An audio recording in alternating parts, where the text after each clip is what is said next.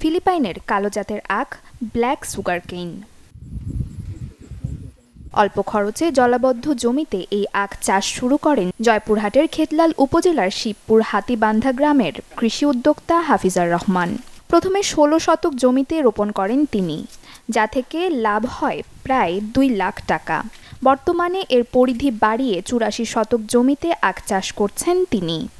প্রথমে আমি ১৬ শতাংশ জমিতে আমি চাষ করার পরে দেখলাম আমার ৫০,০০০ টাকা খরচ, ২ লক্ষ টাকা আমি বিক্রি করি। সেখান থেকে আমি পর্যায়ক্রমে বাড়াতে এ পর্যন্ত আমি ৮৪ শতাংশ জমিতে আমি এই ফিলিপাইন আখ চাষ করতেছি।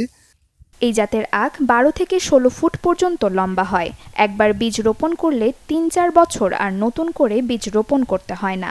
কেটে ফেলা আখের গোড়া থেকেই জন্মায় নতুন ফসল। হাফিজারকে দেখে স্থানীয় অনেকেই আগ্রহী হচ্ছেন এই আখ চাষে। আমার বাবা এখন নিচু একটা জমিতে ফিলিপাইন আখ চাষ করতেছে।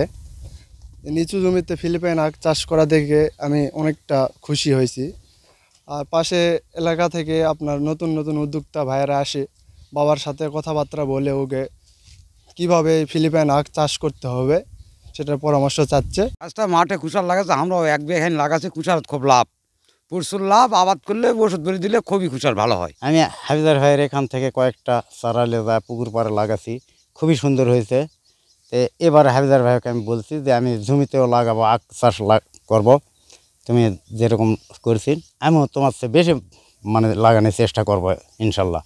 অল্প জমিতে অল্প সময়ে এই আখ চাষে লাভও বেশি।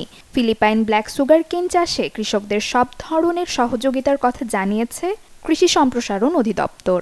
এবং তার দেখা দেখি আশেপাশে যারা কৃষক অনেকে উৎসাহিত হচ্ছে এই আখ চাষে, এবং কৃষি সম্প্রসারণ অধিদপ্তর তাদেরকে সার্বিক সহযোগিতা করছে। এবং জেলায় কোনো রকম ১ ইঞ্চি জমিও যেন পড়ে না থাকে, জমি যেন আবাদের আওতায় আসে এবং ফসল উৎপাদন হয় এবং কৃষক যেন লাভবান হয়, সেই জন্য কাজ করে যাচ্ছে।